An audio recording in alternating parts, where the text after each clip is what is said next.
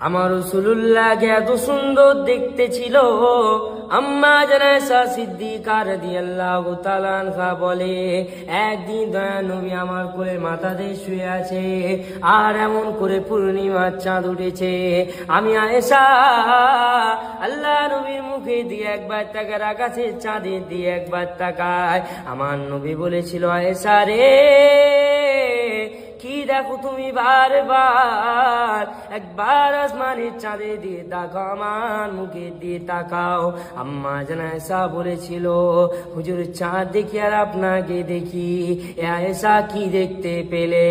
আম্মা জান আয়েশা বলেছিল, হুজুর আসমানের চাঁদেতে দাগ আছে, আমার কোলের চাঁদে কোনো দাগ নাই।